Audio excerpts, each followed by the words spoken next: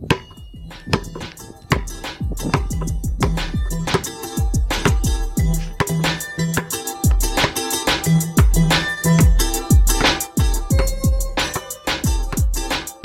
Hoop Heads Podcast is brought to you by Head Start Basketball.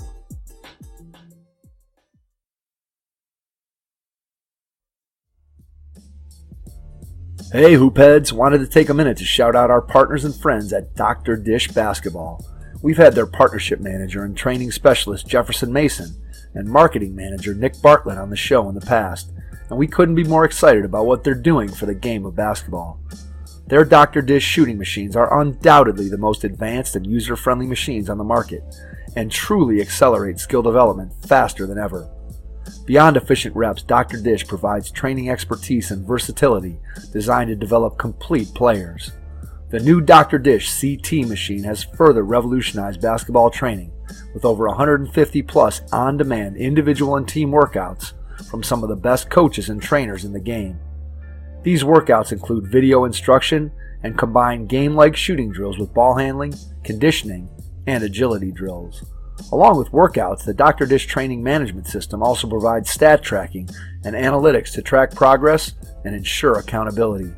These are just a few reasons why top programs like Duke, North Carolina, Louisville, Florida, Baylor, and countless others are upgrading to Dr. Dish. Learn more at drdishbasketball.com. Follow their incredible content at Dr. Dish B-Ball on Twitter, Instagram, Facebook, and YouTube. And make sure you mention the Hoopheads Podcast to get $300 off your next Dr. Dish purchase. That's a great deal, Hoopheads. Get out and get your Dr. Dish shooting machine today. You got to hide the vegetables in the sauce. Sometimes kids are learning different skills while they're having fun. And that's just, I just think you have to be very creative. There's more than one way to teach a skill. You got to be dynamic. You got to be creative. You got to be purposeful. You got to be efficient. Coach Joe Stasyszyn has 30-plus years of skill development and coaching experience. He joined USA Basketball as a player development speaker and clinician at USA Basketball National Academies and regional clinics across the United States. He recently retired from his position as athletic director for West Perry High School. Joe was also formerly the national director of basketball and youth fitness at 24 Hour Fitness, where he managed programs in over 450 facilities nationwide. This position gave him the opportunity to work with countless elite NBA and WNBA coaches and players. He's also a 20-plus year veteran coach at the Duke University basketball camp, where he has gotten to know and befriend the Duke coaching staff, including assistant coach Chris Carrawell and head coach Mike Krzyzewski. Joe began his career in sports as an assistant coach at Dickinson College and later was the head boys varsity coach at Carlisle High School in Pennsylvania for 10 years. Joe is currently the director of Unleashed Potential, a basketball skill development company based in Carlisle, Pennsylvania. He has spoken at the Boston Celtics Coaches Clinic in Boston to over 100 of their youth basketball junior Celtic coaches from all over New England at the new practice facility in Boston. Joe is presented to a group of FIBA national team coaches from 8 different countries at the University of Delaware on effective youth basketball development. Make sure you subscribe to the Hoopheads Podcast on iTunes, Spotify, or wherever you get your podcasts. And while you're there, please leave us a 5-star rating and review. Believe it or not, those ratings help your friends and colleagues find the show. If you really love what you're hearing, please recommend the Hoopheads Pod to someone and get them to join you as a part of Hoopheads Nation. Have your pen and paper at the ready as you listen to this episode with Coach Joe Stasyszyn from Unleashed Potential in Carlisle, Pennsylvania. Hello and welcome to the Hoopheads Podcast. It's Mike Klinzing here with my co-host Jason Sunkel. And tonight we are pleased to welcome back to the podcast Joe Stasyszyn from Unleashed Potential in Carlisle, Pennsylvania. Joe, welcome back. Thank you, Mike and Jason. Thanks so much for having me back. Like I always say, you guys do a tremendous job. I'm just honored to be part of this with all the great coaches and people that you've had on here. So thanks again for having me. Well, we're honored to have you be a part of it. And you were one of our very early guests back, as we talked about before we jumped here on the show, that back when you came on for the first time, the body of work wasn't nearly as large as it is now. And so we feel fortunate that you were one of the pioneers of jumping on the Hoopheads Podcast with us. And it's great to have had your support throughout the time. And we wanted to have you back on because you've had some exciting things happen to you in terms of what you're doing there with Unleashed Potential and the opportunity to work with some NBA teams. and also work with some Olympic national team coaches. So wanted to give you a chance to just share with people what you've been doing, what you've learned, what you're sharing out there with people, and things that can benefit coaches out there who may be listening to the podcast. So let's start maybe with your work with the Junior NBA, Junior Knicks, Junior Celtics, and just talk about what you have going with those two groups. Yeah, certainly. It's really been a great, actually, since we last talked. I've had so much great stuff go on. But one of those certainly is our work with the junior Celtics and the Celtics organization. A couple of years ago, when I did one of my coach academies for USA Basketball in Boston, some of the front office people from the Celtics happened to be there and heard me speak and approached me, wanted to have lunch with me or dinner with me and sit down and talk about how I can become part of the Celtics organization with their junior Celtics. And since that time, I've actually been involved with helping them running clinics, running youth coaching clinics, youth clinics, player clinics with them. And actually, it's grown to the point where, they more or less tell me I'm part of the Celtic organization now, which is really, really an honor. And I can tell you guys this. I mean, that new Arbach facility, the practice facility in Boston, and the TD Garden and everything that they're doing there. You talk about a top organization. In some of the things we talked about the last time with my work across the nation, every NBA city in the country and WNBA city in the country, I had some access to a lot of different NBA organizations and stuff. And I can truly say Boston, if they're not the best organization, they have to be one of the top couple, because the way they do things, like this in the past couple months, I've done 3 coaches clinics up there for their junior Celtics, part of the Celtics organization. I actually did one in the North Shore of Boston. Then they had me come up and do one in Newton, Mass. And then the third one I had just done here about a week and a half ago, about 2 weekends ago. I did one in Boston for all the inner city junior Celtics coaches at the Auerbach Center. And so all in all, I've done about 500 coaches in terms of their youth coaching organization. They have a huge footprint, especially in New England, because of being the only NBA team in New England. They have their organization has spread, very far with what they're trying to do with youth. And, it's really interesting because, not only are they doing great stuff with the kids up there, they're actually, and this is really interesting. They actually, with their youth program, they videotape kids like in practices and workouts and putting them through drills. And they have metrics where they measure or they track their improvement, which is pretty phenomenal for an NBA organization to be doing that with their youth. So, that's fantastic. Yeah, that's really cool. I mean, like I said, in my travels, I'm very unique in what I have done across the country. And in my travels, I have never, ever seen an NBA team actually doing stuff to that extent with their youth. And then, with the coaches, I just love helping young coaches. That's part of why I do what I do, is to give back to the game and help young coaches. And you'd be amazed on, after I'm done speaking, how many coaches I pass up my email. I had a coach email me yesterday, hey, I need some one-on-one competition type stuff to do in practice, some 2-on-2, and a lot of them talk to me about how you run a youth practice. And I have a great model that I use that we can talk about a little bit later that I use when I speak for USA Basketball under coach academies across the country. That is very, very popular. And I used to use this model all across the United States. But they just have been tremendous to me in my, unleashed potential. They had us up for a game numerous times as the VIP guests of theirs, tours through the TD Garden. Like I said, they consider us to be part of their organization now, which is a tremendous honor. All right, so before I ask you a serious question, I'm going to ask you a semi-serious question. Okay. If the Celtics win a world championship, are you getting a ring, Joe? Well, I tell you what, they've always been my team. Yeah, I doubt I'm going to get a ring, but I could say that I'm at least a small part of their organization, because I'll tell you what. I mean, like I said, Sam Taub is the name of the front office person who handles the youth aspects and community development up there, and he just does a tremendous job with what he does. I got so much respect for him.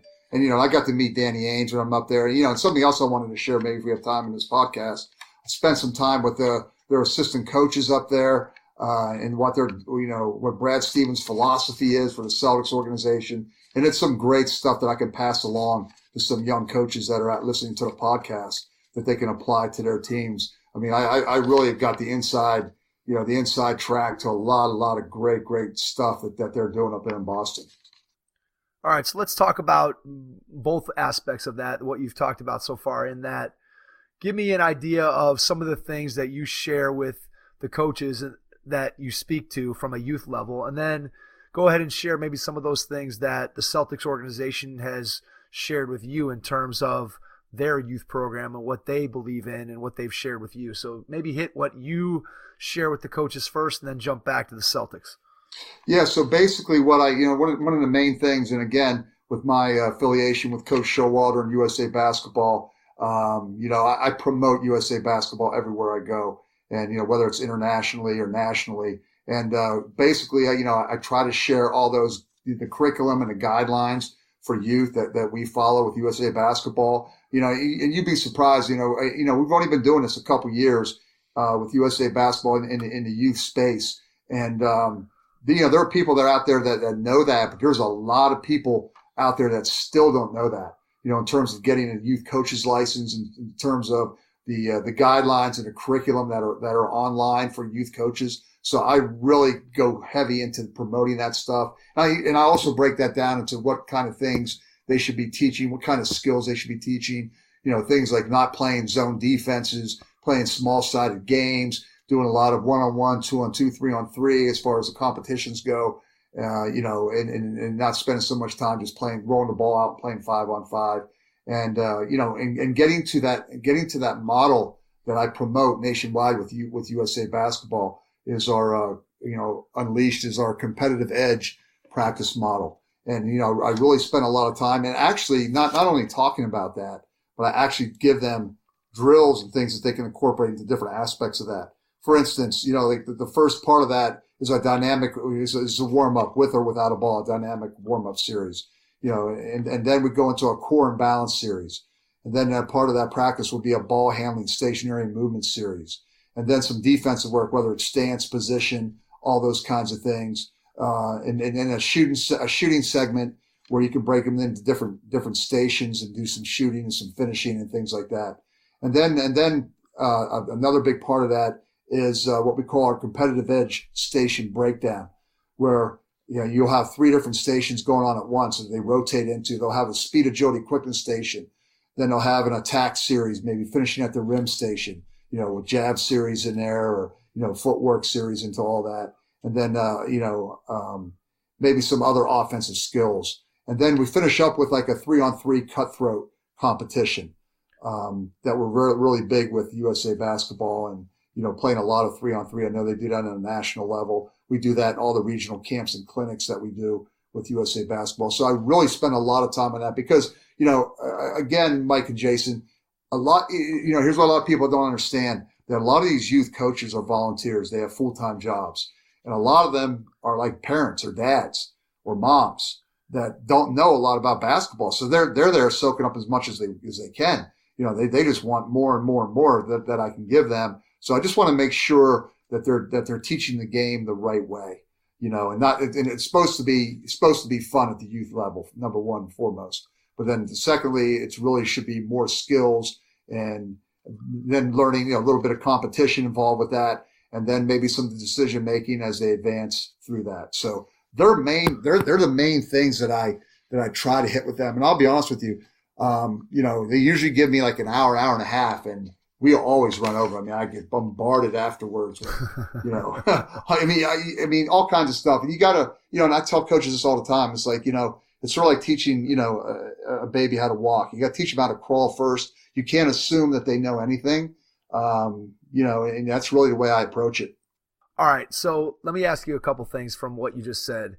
One, can you explain your philosophy and feelings on why it's so important to have the dynamic warm-up and the speed and agility a part of every single youth practice? Can you explain why that's so critical to the development of a young basketball player?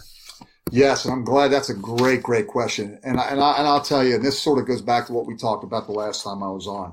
One of the things that I have found, and again, I feel very fortunate, and I say this all the time. I don't know that there's anybody out there, and again, I'm just speaking from, reality and what I have done.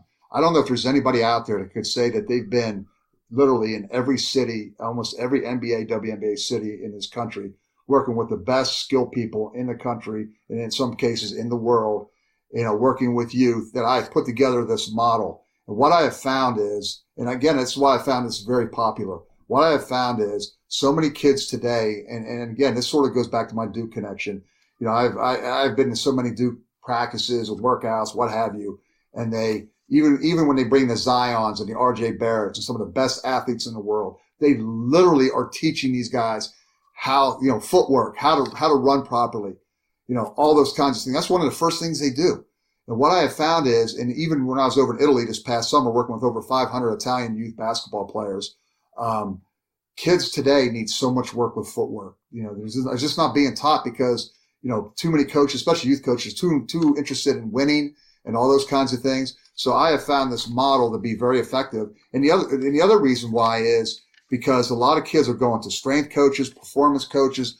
I'm trying to teach youth coaches that, hey, you can be an all-in-one. You can be very efficient in a practice and get all this stuff that they need, even with body weight and strength and things like that, and movements and body movements. And I have a background in I have my NASM personal training certification. I even went out and got my CrossFit certification just because I wanted to incorporate that to my basketball training. So I feel between my knowledge of the skills, my knowledge of performance training, this is the win-win for coaches, like coaching the coach to become one of those type of coaches where they can coach all aspects of it. I really know and believe that this is needed across the United States. We are at Unleash Potential. We are so big on footwork, Mike and Jason. I can't tell you how much time we spend on footwork. And we just get people coming back all the time saying that they cannot believe how much better their players have gotten, their kids have gotten, because of all the footwork stuff we do with their kids. All right. So just for a youth coach who may be out there listening, who's hearing you talk and hears you say the words footwork, and I'm Right. a youth coach who's maybe not very experienced, what does that mean? What does that look like? Give us a couple examples of things that you do with players or that you teach coaches to work with players in terms of footwork drills or footwork activities, however you want to describe it, that can help a coach to improve their players or could help a player improve their footwork. Yeah, just some simple things as we do drills where they must, as they're dribbling the ball, they must circle a cone with their feet. Going up the side of a cone, a set of cones, series of cones, circling a cone with their feet as they're handling the basketball. That does two things. It's helping them with their footwork, okay? Then it's also helping them with their ball handling because they cannot focus on dribbling the ball or watching the ball because they have to also be working on their footwork at the same time. So that's just one way that we can do it. We also incorporate a lot of the mini band work, okay? I've shown those nationwide with our USA Basketball Coach Academies that I've been to. You can incorporate band work. We do this with youth all the time. Very, very affordable. You get these mini bands for, $2 a band. And they have different levels of them. We've done these with, kids in elementary school on up through professionals, actually. So there are a couple of things. And then we really, really focus a lot on pivoting. And that's part of USA Basketball with the line drills, learning how to pivot, jump stop, learning how to front pivot, leading with the toe, learning how to reverse pivot, leading with the heel. Spend a lot of time doing that kind of stuff. And then some basic, we do stuff footwork agility-wise with a ball. Then you can also do it without a ball. And, every year when I've been this is my 25th year working with Coach K down at Duke and their strength coach, Will Stevens, even the stuff down there, the station work that we do, we have a station component down at Duke camp where we focus on footwork and agility with kids of all ages, again, from, the youth kids all the way up through high school. And, I've gained so much knowledge from that stuff just from being down there with them. So they're just some ideas, some different things that we do with footwork. Another one is this when you, we have one cone and we have the player stand to the right of the cone and they must do a full circle with their footwork around the cone before they receive the ball and take a shot. So they're working on their footwork coming into their shot. So there's different things that you can do that are be very creative. And I go back to the fun aspect again. And when I was speaking up in Boston or when I was up at the Knicks recently, the Jr Knicks, speaking with Coach Showalter was actually there. He and I were both there together. doing that. We talk about how to incorporate footwork into a lot of different things that needs to be done in terms of skill development, because I just think it's one of those things that are very, very much under taught today. Yeah. I think one of the things that I hear you saying, and it's a theme that's kind of run through a lot of the conversations that we've had with successful coaches all across the country, is being intentional about the way that you design your drills. So yeah, you could be doing a shooting drill, or you could be doing a ball handling drill, or you could be doing a footwork drill. But if you take the time to plan it out, or to learn from someone like you, Joe, or someone else who, has some expertise, you can now take these drills and you can incorporate multiple skills into one drill. And therefore, as you said, become more efficient with what you're doing, where you don't just have to block it out and say, okay, now this is the ball handling block, and this is the shooting block, and this is the footwork block. We can design drills that have all of those things, all of those elements incorporated into it. And obviously we know the game of basketball is a dynamic decision-making game, and things don't happen always in a game the way that we anticipate they will, or the way that they might in a drill where I'm working with a cone. So by incorporating multiple skills within what you're trying to do, I think that has an ultimate benefit of, it helps with the learning transfer from the kid who's performing that drill to then be able to actually perform it in a game, which is the goal of every coach, is to have practice translate to the game. And I think the key is, again, being intentional with what you do. Would you agree with that? Absolutely. And the thing of it is, and it's funny because everywhere I go, whether it's, I'm doing some international stuff now too, like with these Olympic teams from all over the world in different places, we are so big on the why. I think, I always say there's two people you can't fool. You can't fool kids, and you can't fool NBA players. They're going to call you out right away. You better know what you're doing. Seriously. I mean, kids know if you're going through the motions, if you're just not, being purposeful or whatever. So we're very big on the why. And the other thing is, the fun aspect again. And I tell coaches this all the time. And I got this actually from Kevin Eastman, who's one of my mentors, great mentors and great friend that you guys all know. He always talks about when he's working doing skill development, he gets two rules: you can't get bored and you can't get tired. But I feel like it as a good coach teaching the game, you have to be creative today. I mean, we live in that generation where kids, where these kids are in social media and all these other aspects. You can be very creative, and sometimes, and I got this off another coach from another country. I love this statement. Sometimes you got to hide the vegetables in the sauce. I'll be the first to say that's not. I didn't make that up. I heard it from somebody, but I loved it. You got to hide the vegetables in the sauce. Sometimes kids are learning different skills while they're having fun, and that's just. I just think you have to be very creative. There's more than, like you just said, there's more than one way to teach a skill. You got to be dynamic. You got to be creative. You got to be purposeful. You got to be efficient. So I think, and again, I've just been very fortunate to be around some of the best of the best of the best. And I've taken, I have my own philosophy, but I've taken bits and pieces from different people and put it together into a plan that's been very, very popular. It's been very, very successful. So that's the route that I go with this stuff. All right. So talk about this, because I hear you as you're talking about some of the people that you've been fortunate enough to be around, that you've been able to learn from, and talk about what your process is for when you are with Coach Mike Krzyzewski, or when you're with Coach Don Showalter, or when you're with Coach Kevin Eastman, and you're seeing them, whether you're hearing them speak or you're seeing them actually work out on the court, or you're getting the opportunity to work at an academy or a clinic with them. What is your process for learning from them? In other words, you're watching them, then how do you go about processing that? Are you immediately going back and having a notebook where you're writing that down? What's your process for remembering and then eventually incorporating what you learn into what you're trying to teach, and how you put it into your programs? Okay, great question. So what I do is, it's funny you said I'll go back and write it down. You know what? I have a book, and I've always done this. I have a book. I consider myself a learn-it-all. So I have little black books, you might want to call them, or Nike. I have little Nike books, black journal type books, where I literally, anytime I'm down at camp with Coach, And again, 25 years of knowledge there, let alone that he recruited me to play at West Point when I was coming out of prep school. So we go way back. So anytime I'm with him or around him, and I'm telling you, I just pick up something all the time, whether it's, something he says or he has some assistant coaches, do a drill, some type of player development type thing. So every year when I'm down there, I'm writing things down. Now, being around Kevin Eastman, the same thing. I could tell you, a quick story where, Kevin Eastman, myself, and another great friend of ours, Carl Liebert, who was a teammate and roommate with David Robinson at the Naval Academy, were together before Clippers and Spurs playoff game, the day of the game. All three of us are sitting at a table, and we all have our books out, and Kevin Eastman says something, and I'm, oh man, that's great stuff. And I'm writing it down, talking about some, player development or whatever the case may be, leadership, I'm writing it down. Carl Liebert will say something, we're writing it down.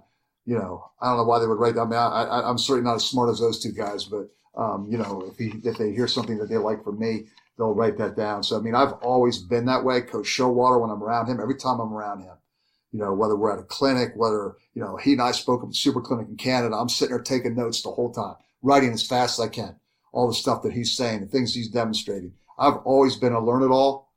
Mike and Jason. And, that's one thing that I like to tell coaches today, that's the way you have to be. You should always be, trying to learn from someone. I've been in this business a long time, and I feel that I may be learning more now than ever.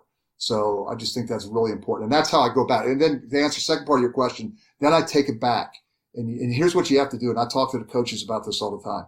You have to, and I got this with my teaching career as a teacher, you have to monitor and adjust. So you take something that you found maybe, and you have to try and break it down and incorporate into the person or the kids or the professionals, whoever it is that you're working with, whether it's a college player, an elementary player, a middle school player, high school player. Take what you've learned and make it your own sometimes, maybe, adjust it a little bit to that age group. So I really have found, and some of the best drills that I've done, I've actually taken and have adjusted. I can remember Kevin Eastman once telling me one of the best drills that he ever saw was from a middle school coach, and he was using it with the Boston Celtics. So, I mean, they're just things that I think you learn to do. And I think being a teacher has really helped me do that, being so, having a detailed plan, lesson plans. Well, I have a coaching plan. Everywhere I go, I have a coaching plan. I laughed at when I was with the Boston Celtics last week. We're in the Auerbach Center, over 200 coaches sitting there, and I held up my notes. I said, look, this is a teacher in me. I said, I have so much stuff I can keep people here for 8 hours. And they all laughed, but that's just the way it is. I feel I have to be, over prepared for that. There's no doubt about that. I love what you said about being able to monitor and adjust. And I think that's one of the things that nowadays, especially because it is so easy to find information, and not necessarily all good information, but you can find lots and lots of information so easily on the internet, and you can find so many different videos of drills, and you can be on social media, and stuff comes flying across your channels and all this stuff. And what I found is that I'll take something and I'll see it, and I'll be like, oh, I really want to try that. I want to see what that looks like. And sometimes I'll try it and the idea totally flops. Looked great on the video, but didn't work for me. Conversely, I'll try some things and it will work exactly as it looked on the video. It will work exactly the same for me. And then there'll be some that it just won't quite set up perfectly, and yet I can tweak it and I can change it just a little bit and get tremendous value out of it. And I think that's something that, again, a coach who maybe is more experienced is able to do that, whereas a coach who's maybe a little less experienced sometimes has difficulty with that. And I think if there's a message here, it's that you don't always have to do just what you see somebody else do. You can take something that Joe would show you at the Junior NBA, at the Junior Celtics clinic, and it doesn't have to be exactly the way you did it. It can be slightly adjusted because maybe your kids are a little more skilled or a little less skilled than the intended audience. And I think that's something that as coaches, especially as we gain experience, that we get better at over time, is being able to adjust and take, borrow, steal, however you want to say it, and then make that your own. I think that's really the key to becoming especially at the youth level. I think that's so important. Yeah, Mike. I mean, you're right. You're right on point with that. And that's the point I always make to coaches when I talk to them. It's one of the first things I say. I say, look, I'm going to throw some stuff out here to you. Maybe you don't have the level of kids to do this. Maybe you have to water it down, water it down a little bit to make it even more simple than this. Then I just think that, like you said, that's good coaching, I think, and, that's good teaching. And again, I emphasize to these youth coaches, you have to teach. Okay. It's more about teaching. We're not teaching kids. We're not trying to make kids good at doing drills. You got to tell them why we're doing this. This is what we're trying to get out of it.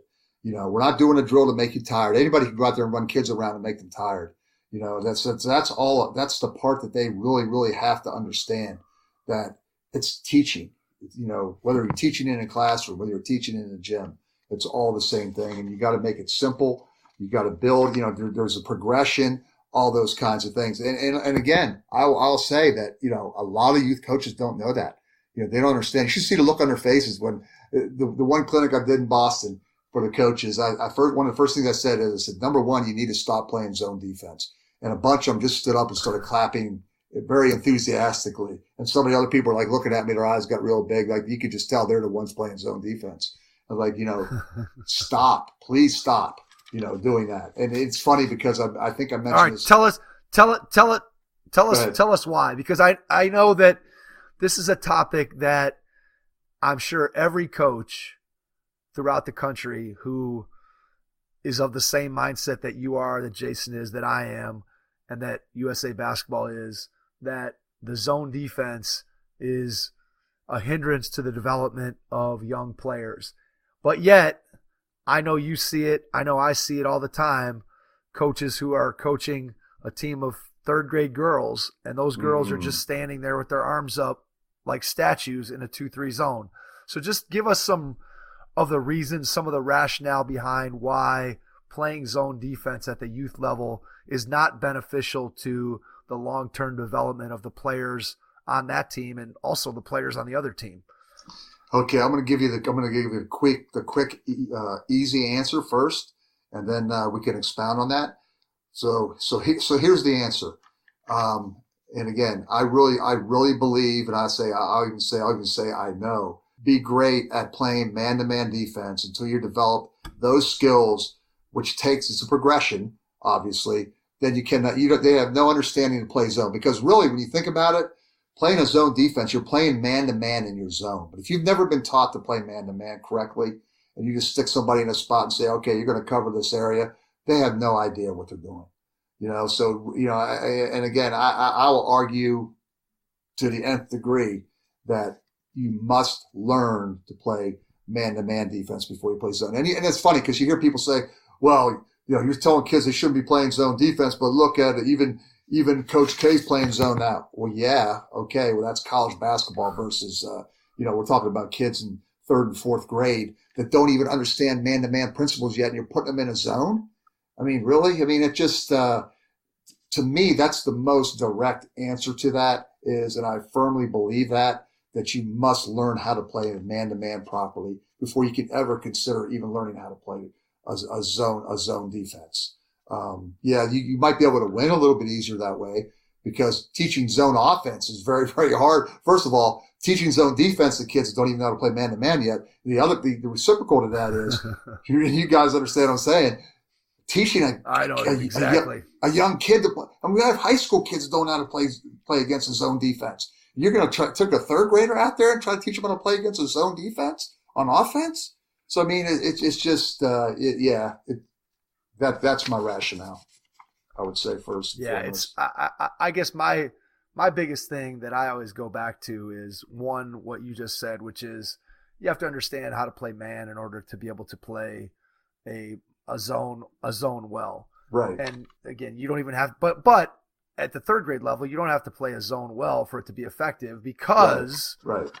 We all know that, as to your point about being able to teach kids how to play a zone offense, if you think about the things that are successful when you beat a zone, one, you're going to shoot over the top of the zone. So, okay, you're going to have a third grade kid trying to shoot over the top of a 2-3 zone who can barely get the ball up to what's most likely a 10-foot basket. Correct. Then you think about, okay, you try to teach kids to penetrate the gap, draw 2 defenders, and then kick the ball, to the next guy.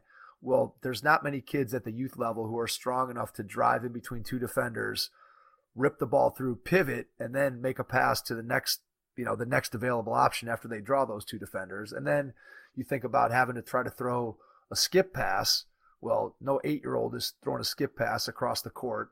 Correct. And so you just think about all the skills that are necessary to be able to attack a zone, and the kids at that level just don't have those skills. And so there's a reason why zones are effective at the youth level in terms of if your only goal is to win. Correct. But we hope that by being able to educate more coaches, that people begin to understand that ultimately your job as a youth coach is not to win every single game that you play. We all like to win. Don't get me wrong. I know you like to win. I like to win. I get it. Yes. But ultimately at the youth level, our job is to develop our players, develop them as basketball players, and develop them as people, and develop a love for the game that's going to enable them to continue to play it as they get older. And when you see these teams that come out and they're playing a zone, or you get into a league where they're allowing 8-year-olds to full court press, and there's only one kid on the other team who can even dribble the basketball at all, and it just becomes at that point it's not even basketball, and it's not really fair to any of those kids who are participating. It's not fair to the kids who are being asked to play a zone or sit in a zone, and it's certainly not fair to the kids who are playing against that zone. And it's just, again, I could rant against this all day, and Right. Every time I see it, I just cringe, and I see it way, way, way more than we should, based on, again, the people who are behind the message of don't play zone. If you could just go online and search, don't play zone defense in youth basketball, and then just find the list of all the authors of those articles and videos and everything else that comes up when you do that. It's like a who's who of who's who of youth basketball. And so you hope that the more we can get that message across to people, the better off we're going to be, and the better off the game's going to be, which is ultimately what we're all trying to do here. So I appreciate you sharing your thoughts behind that, because I think it's a big one. Head Start Basketball, along with members of the J. Billis Skills Camp staff, will be hosting the very first Prime Skills Camp, an affiliate of the J. Billis Skills Camp that is held annually in Charlotte, North Carolina.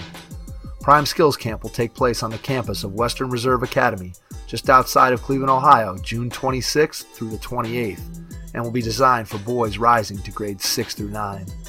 Prime Skills Camp will mirror the J. Billis Skills Camp in daily programming, teaching, coach-to-camper ratio, and quality of instruction.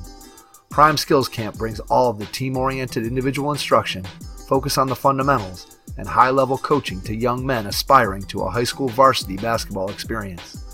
This camp is operated by Billis Camp veterans and includes the J. Billis Coaches Development Program alongside the camp, ensuring that the quality of teaching and coaching at this camp is second to none. Please visit headstartbasketball.com or jbilliscamp.com for more information or to get registered. I know there was something else that you mentioned back when you talked about some of the things that you try to get across to your coaches, and one of them you mentioned was don't play zone, and then another thing you mentioned was the need for, in practice, to play small-sided games. So can you explain, maybe for a youth coach who's out there who's maybe a little inexperienced, what you mean when you say a short-sided game, and then what are some of the benefits of doing that within a practice setting? Yeah, so by what I mean by that, and let me add this too, there's one caveat to that, because there's something else that I found, and this is reality also. Some youth leagues and youth coaches, by that I mean playing on a small court, maybe playing side to side, cross court, instead of like putting kids on a high school sized court and having them play a game. That's like taking a T-ball or buddy league baseball player teams and put them on a major league field and tell them to play a game. Okay, I mean, if you want to use an analogy, it's sort of that's one I like to use. So, but some gyms don't have the side courts where they can go side to side. and that's what, even by playing on a smaller court, to go, third and fourth graders, they shouldn't be playing on a college-sized court, or a high school-sized court to learn how to play the game. So that, and then just playing like 4-on-4, like maybe instead of 5-on-5, playing 4-on-4 to give them some more space, or doing a lot more 3-on-3. So, what I like to encourage youth coaches to do is play more 4-on-4, play more 3-on-3, play more 2-on-2. Okay. Now, obviously they have to play 5-on-5, but, spend some time doing that, but spend some time doing those other things too. And if you can, I understand some coaches don't have that luxury of be able to go side courts, side to side that way in a smaller sided game.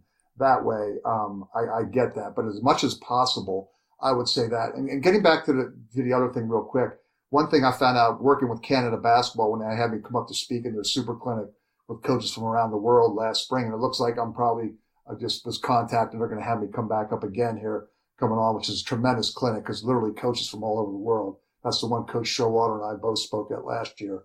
But I wanted a Canada basketball, the national organization, national body. They have what they call zone monitors that will show up at games, youth games. If they see coaches playing zone, they'll stop the game and say, you got to stop playing zone, which I thought was tremendous. I never had heard that before. People that actually are in the Canada basketball organization will go to you, show up, not announced at youth games and just stop games. They see people playing zone, which I thought was phenomenal. That's the best. That's the best. Yeah. I would love to see that. I'd love to see the look on the coach's face who was playing zone. I know. The monitor shows up. Can you imagine if we started doing that in the United States? They probably have to have police at those games, and some of those coaches would probably lose their minds. The ones that I swear believe that. by the, You're right about that. There's no question there. That's crazy. Yeah. But all right, so let's talk a little bit more about how you got involved. You've been involved with the Celtics for a while. Right. Now you've had an opportunity to get involved with the Knicks a little bit. So talk about how that came to pass and kind of where you are in your relationship with the Junior Knicks and the Knicks organization. Yeah. So Coach Showalter contacted me here a couple months ago and just said that he would like me, that he was working with the Knicks and would like me to come also and work with the Knicks. He knew my involvement with the Celtics. And he just contacted me and said, hey, he goes, well, I'd like to have you get involved with the Knicks. I know what you do with the Celtics, so I was very honored that he asked me to do that. And the Knicks organization asked me to do that. So we went up to the G League facility. Coach Showalter, it was in Westchester, New York. It's a very nice G League facility for the Knicks. And they had a Junior Knicks coaches clinic there. So Coach Showalter spoke and I spoke at that clinic. And I demonstrated a lot of, he basically spoke on USA basketball philosophy and all the curriculum and all that kind of stuff. And then I, spoke on player development at that level, what this competitive edge model looks like. And I actually took them through some drills and stuff like that. And it was very, very well received. I think they, according to the Knicks, they really, really enjoyed it and said they would like to have me back for that. So now that has spread on to the Knicks. This thing sort of has grown a little bit. I really believe at some point I'll be working with the Golden State Warriors also at some point. So it's sort of grown a little bit. It's sort of funny though because it's all started with the Celtics and I'm a big part of that. And I definitely love doing that. But if I get asked to come other places, I certainly want to go and help as many coaches as I can there. So I'm very, very honored to be asked to work with the Knicks now. Can you help the Knicks?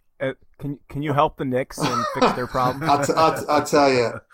Is that next? Yeah, I probably don't want to say too much about that, but I can say that every place that I go, where there's youth coaches involved, I mean, they are seeking help and they are seeking knowledge, and a lot of them again really don't have. Some do. I'm not saying they all don't. Some have great knowledge, but a lot of them don't have a lot of knowledge on how to be working with youth. And one thing I will add to this.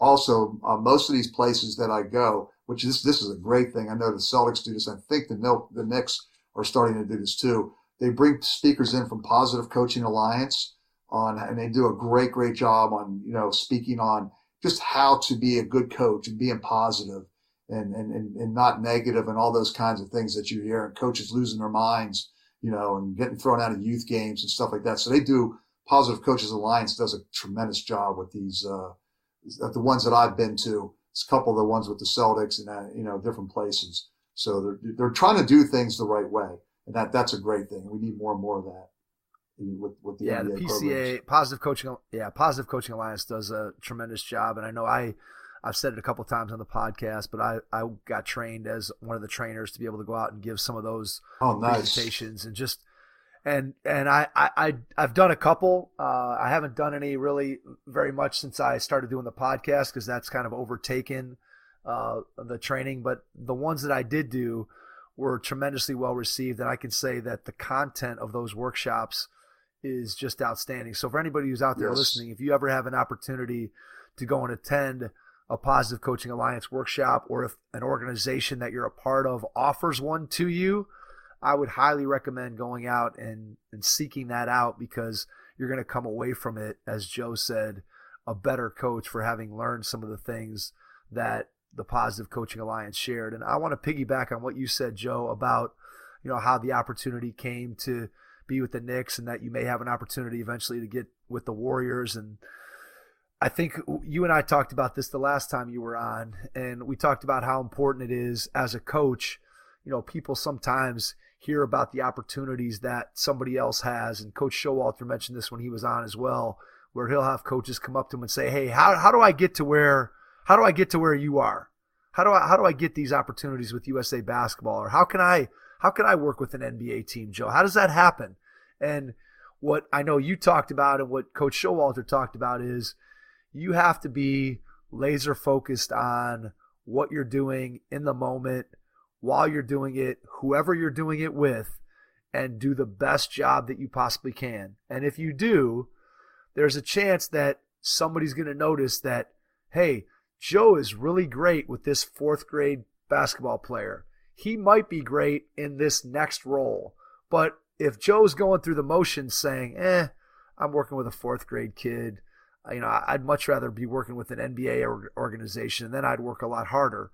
I think the lesson here for any young coach out there is, no matter what your job is, and whether you're the manager of a high school team, whether you're a volunteer youth coach, or whether you're a high school varsity coach, or somebody just starting out your college coaching career, you have to be great at what you're doing right there in the moment. And then when you do that, that's when other opportunities tend to present themselves. It's when you're focused on that next opportunity that you sometimes miss out on what's right in front of you, and then those other opportunities never come. Oh, you are so right on with this one, Mike. I'll tell you, I could spend talking a whole another hour on this, because I'm living proof of what you just said. And I'll just throw a couple of things out there.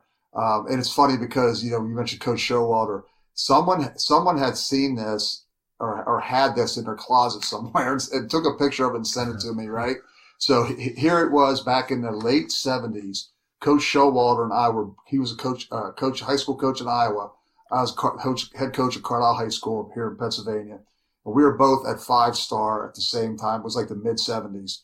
And so I'm listed as the S's, right? So there's Don Showalter, Iowa, whatever high school it was, I can't remember. And there's my name right underneath his. Someone came across us and just said, he says, "I can't believe this." He says, "Here's an old flyer from 5-star basketball with Garfinkel out in Pittsburgh. And you two are at the same camp, and you're literally listed right above and below each other." And there were some other coaches on there that are now in the NBA or what have you, but whatever. But I get that question. It's funny you said that. I get that all the time. It's like coaches come up and say, "I want to do what you're doing, and how can I get in and do this?" And I basically tell them the same thing every time. I said, "Look," I said, "I've been doing this for a long time.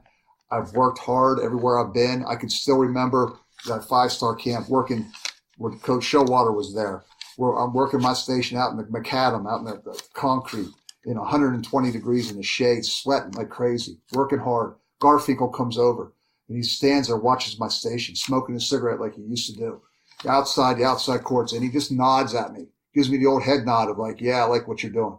And that just got me so fired up. I just worked even all the harder. And, in all those years I spent down with Coach K down at Duke, and he even says, he said this publicly numerous times at camp, to like when we do our first coaches meeting with 60 coaches for the camp, and he'll bring up, and he even says to me, he says, "Joe," he goes, "did you ever think, 25 years ago when you started working my camp, and you were teaching in that classroom in Carlisle and coaching at Carlisle High School, that one day you'd be working with USA Basketball and you'd be doing all this stuff at the NBA and doing stuff international. And I told him, and his point was to the young coaches out there, is like, look, Joe never came here trying to network and climb the ladder, find the next great job. He came here and worked hard, and we noticed that, and we back him on everything he does now, those kinds of things. So they're the lessons. And I tell people all the time, coaches, you never know when someone's watching what you're doing. That's how I got my, when I was national director of basketball for 24 Hour Fitness, Carl Liebert, who was CEO of 24 Hour Fitness, wanted to change the face of basketball in the United States. He brought me on as national director of basketball. And we basically were doing or trying to do what USA Basketball is doing now, nationwide. So, to your point, it's a body of work. It's be great where you're at. Don't chase success. Do the best job where you're at. And it's funny you get Mike and Jason, because I'll be my son and my daughter-in-law, my daughter who's been involved with us too, doing our Unleashed Potential stuff.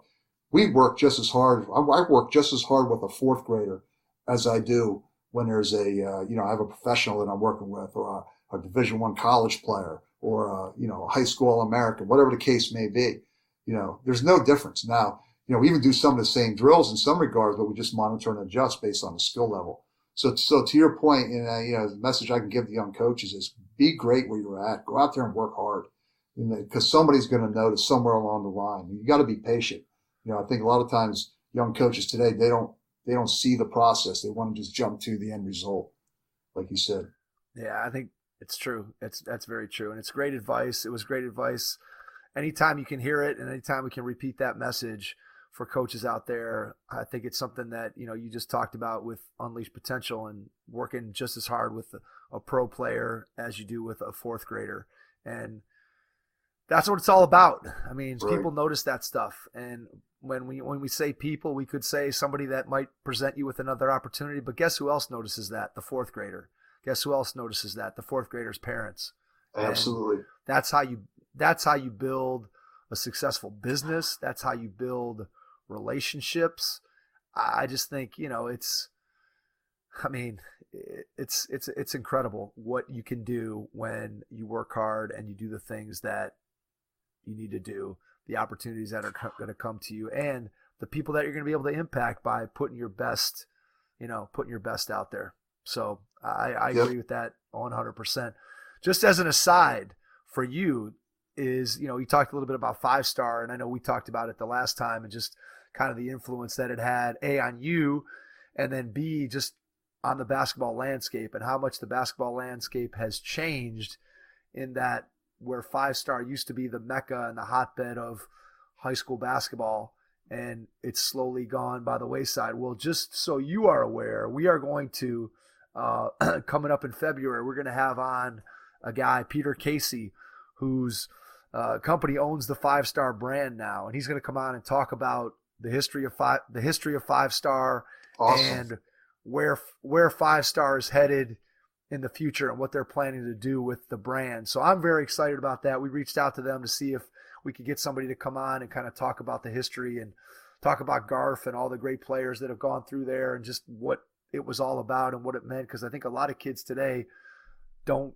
understand sort of the legacy of 5-star basketball camp. So I'm super excited about that, to be able to dig in with Peter and find out more about the history of the camp, and then also see where they're going to go in the future. So that's something that we're going to have him on.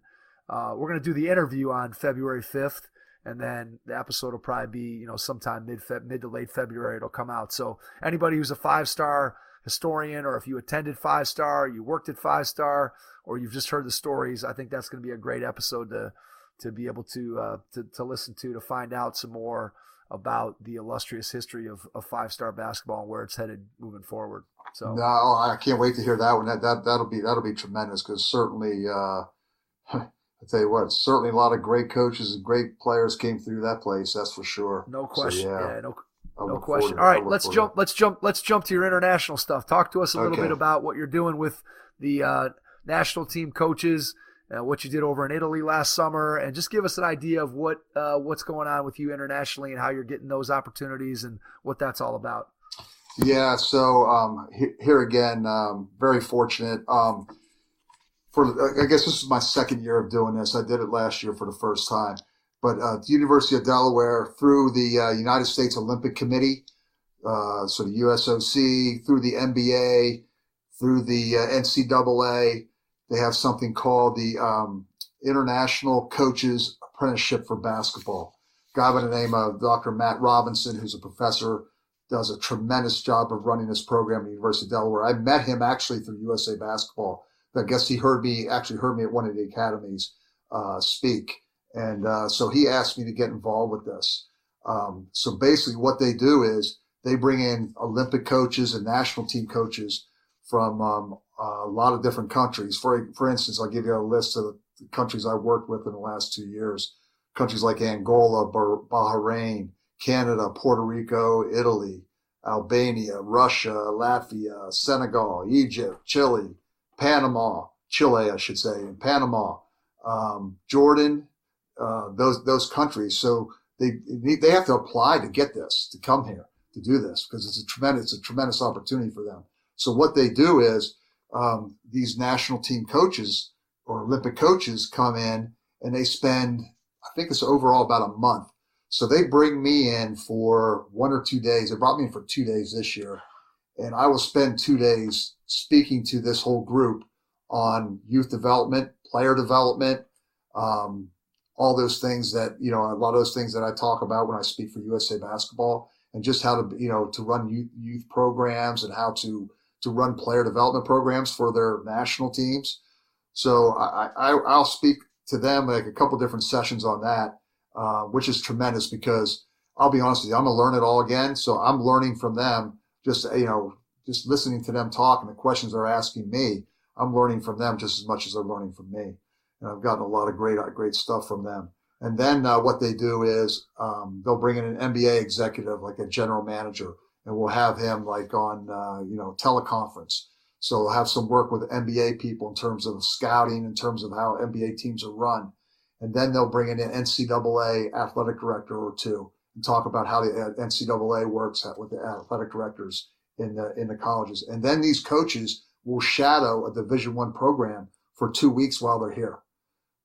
Some people have been sent to UNC, some people to Davidson, some people, different, obviously the University of Delaware. It's just, I'm telling you, Mike and Jason, I'm so honored to be part of it. It's just a tremendous program. And that's how a couple of things, with Italy, I've got invited to Italy. I did a camp over in Italy last year called Jam Camp, one of the largest basketball camps in Italy for 2 weeks. They had me come over. Steve Kerr has worked the camp. Coach Showalter has worked the camp a couple of times. So I was really honored to be asked to come over there, and actually invited me to come back again this year. So I'm going to go back there again this year. But it's been a tremendous experience for me, an honor, and it also has given me some other tremendous experiences. But what a great experience for them in terms of learning how we do business here in the United States with basketball and development and all those kinds of things. So that's been incredible. I'm looking forward to continuing to do that. What's something that you've picked up from one of those coaches that maybe you hadn't heard before, something that was unique in the way that they did things in their national basketball program that you maybe weren't aware of or you hadn't heard of before, something that kind of struck a nerve with you? Well, the thing that I really, and I sort of had this feeling going in, that they are so into skill. Okay, our teams are so athletic where for them to be able to compete with us, they have to be very, very skilled. So they are very, very interested in what I had to show them in terms of making players better with player development. Because I mean, obviously they don't have the athletes that we have here. And I think that for them, they feel like for them to even be able to compete, they have to be so much more skilled. And then if you look at that and think about that, think about the Lucas and the guys that come over here, that are so skilled. Now Luka's not very athletic. He's a decent athlete, but he's nowhere near, one of the top athletes in the NBA. But look what he's doing at a young age because he's so skilled. So to me, I've sort of had that idea anyway, But then in talking to them, and here's the other thing that I really noticed, is their budget is so much less than our budget here in the United States. I mean, some of these countries just don't have the kind of budgets that we do. So they're really interested in the different ways that they can increase their performance without a lot of money. So they're very interested in how I do my performance training here in the United States. That was something else that I really took away from them that they were interested in. So like I said, they really were very interested in what I had to offer, not only from the skill end, but from the performance end. Coaches, we're going old school this week with a new offering from Tyler Whitcomb Basketball Coaching Courses. The Jerry Tarkanian UNLV Runnin' Rebels Playbook by Farshad Alemi is now available. Visit coachtube.com/users/Tyler Whitcomb to check out this great old school resource. But they typically have the same problems that we. One thing that I found out, they have players that aren't. Sometimes they have players that aren't coachable. That's a shocker, right? So that's a shock. Yeah, it's a real shock. Yeah, exactly. So that's sort of universal. It's funny. I was talking to the coach from Egypt. And he said, "Yeah, we had this one guy." He goes, "But then he just didn't want to do things our way. We had to get rid of him." And I was like, "Oh, that sounds familiar." I said, "Yeah, we have that here sometimes too." So it's sort of funny that just to hear the different things like that, just to hear where they're coming from and what they have to deal with and all those. And the other thing is just they don't have knowledge of how the college system works here that well. A lot of them, some of them do, but a lot of them don't. How the NCAA works, how the whole college system works. And I missed the last part is, so last year we took them to see to a game then, the Sixers. Billy Lang, who's a very, very good friend of mine, was the assistant coach for the Sixers, now the head coach of St. Joe's.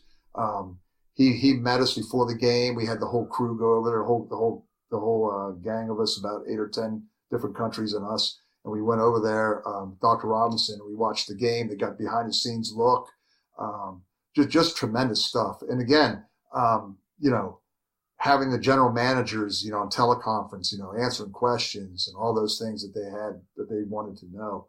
It's just a tremendous, not only opportunity for them, tremendous opportunity for me, just to be involved with a program like that. Like I said, you have the Olympic Committee, the NBA, the NCAA, everybody's involved in this. So it's, it's something that I think a lot of people don't even realize exists. So it's pretty cool. Just the fact that basketball is such a global game, number one. And then number two, for you to be able to interact with all these different coaches from all these different countries that are all part of different cultures. And it goes back to kind of what we talked about off the top, which is you have to be able to take something, a concept that you're presented with, and then tweak it, change it, make sure that it fits what it is that you're doing. So I can imagine if I'm coaching an Olympic team in another country and I'm trying to take some of the things that I'm being taught at one of these clinics, I take it back into my culture. I try to figure out, how is this going to work with my players? How can I tweak it so that it fits what we're trying to do, or it fits our style of play, or it fits our method of teaching, or however you want to phrase it.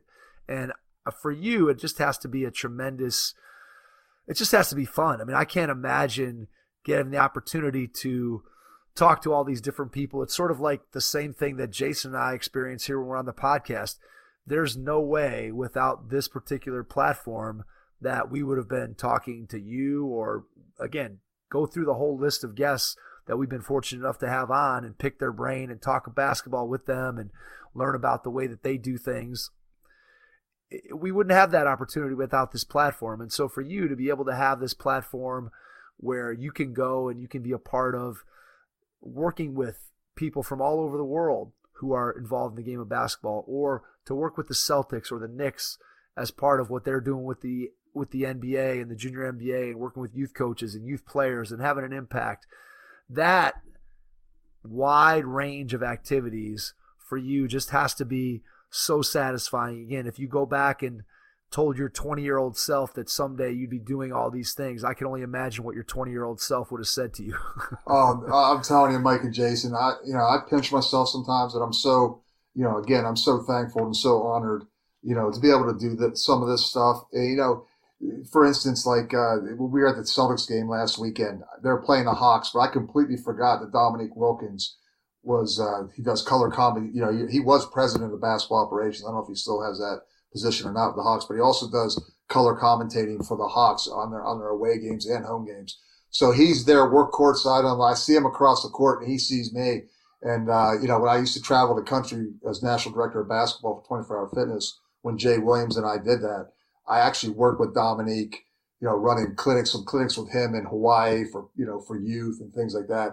So we got to catch up, and, I'm standing courtside with him before the game, just catching up and going, it just, sometimes I look, like you said, I look back on that now and some of the things that I've been able to do. And it's just, I'm tremendously thankful to be able to do that. So, cause my 20-year-old self back then, I never would have ever dreamed that the game was going to take me, to where I am. But then to your point, it doesn't just happen, there's a lot of hard work, and when I was a high school coach, you have your ups and downs. I mean, I faced adversity, all coaches do. And I think that's how you learn. You make yourself better because, you don't win all the time. And sometimes it's hard. And sometimes you got to fight through things. And that's what I try to put out there to coaches, that's all part of it, and relationships and hard work. And, it's one of those things where I always say too, that, you got to teach people what hard work means today. It's a learned behavior. I really believe it's a learned behavior. You got to show them what that means, hard work, whether it's a coach or a kid or whatever the case may be. Yeah. I think from a coaching standpoint, it's one of the things that really stands out to me about the great coaches that we've had on is the work ethic and the time and the investment that they make in their players, whether that's a high school coach investing in the players on their team, whether that's a guy who's doing things more like you on the training side of it, who's investing in the players who are coming to them, trusting them with their development. I think that is something that comes across loud and clear from all the great people that we've been fortunate enough to talk to, is that when you put the time in, when you dedicate yourself to what you're doing, then that's when the results come. And that's also when the satisfaction comes as a coach. And that's not to say that, as you just mentioned, you're not going to face adversity, you're not going to face hardship, you're not going to lose games, you're not going to have things not go your way. Right. But when you're in it for the right reasons, when you're doing things the right way, when you are investing in the people who are investing in you, then ultimately you're going to end up with good results. And I think that really is what it's all about. And when we think about what successful coaching is, sure, wins and losses, in a lot of cases, especially the higher levels you go, wins and losses becomes the ultimate judge of whether or not a coach is successful. But when we're talking about some of the levels that we've been talking about tonight, wins and losses take a secondary position to the ability to develop your players, not just as players, but also as people, and to develop those relationships that are going to stick with you for the rest of your life. And I think you've done a tremendous job throughout your career of being able to have those kinds of impacts. And it's clear from the people that you know and from the places that you've been able to get as a result of the hard work you've put in, that all the things that we've been talking about tonight are clearly genuine. They clearly are important to you, and that's why you've been so successful in your career. And so before we wrap up, Joe, I want to give you a chance to talk a little bit about just what you're doing with Unleashed Potential. Just give us an idea of some of the things that you have going right now, and then if there's anything else that we didn't mention that you want to share as well, you can do that, and then we'll start to wrap things up. Okay, yeah, well, thanks for the kind words. I really appreciate that. And with Unleashed Potential, one thing I do want to say is, I'm very fortunate. I have my son, who was a former Division I player and actually third leading scorer, third or fourth in Carlisle basketball history behind Billy Owens and Jeff Lebo, who was a very, very great player in high school and college and all those kinds of things. And he works with me and does a tremendous job of teaching the game, as well as his wife, who was a Division III All-American at Franklin and Marshall College in Pennsylvania. So those two they go with me most places that I could take them, or they can, and do a tremendous job. And what we're doing with Unleashed is we just have, we're very fortunate. We have a gym to call our own here, but we do so many away games too, where we do high schools. High schools bring us on to do player development with their teams, their whole programs, preseason, during season, postseason. We have AAU organizations that bring us on, especially one in particular. I say we have an AAU organization that we work with. Just one is because we're sort of like committed. We are committed to them. Mid-Penn Motion is a very large organization here in Pennsylvania. We do all the skill development training for their organization. We don't do any coaching of teams, any picking of teams. We just come to their practices and do that. They're the ones that get it. They bring us in to do skills, let alone just going out and playing games. So, individual, small group training. There's so much we do. We're actually going up to Providence. One of the best organizations in Providence is having us come up and do a clinic here in February, a whole day clinic with them in Providence. So that's something we have coming up too. And plus we did one in Canada last year. So we're doing a little bit of international stuff also, but we're kept very, very busy with that. So for me, it's a sort of a balancing act of how much I can be away and how much I have to be here too. Because like I said, we travel all over the place. We have kids come from 2 hours or so away to come work out with us and train with us. So we're very, very happy with the way things are going there.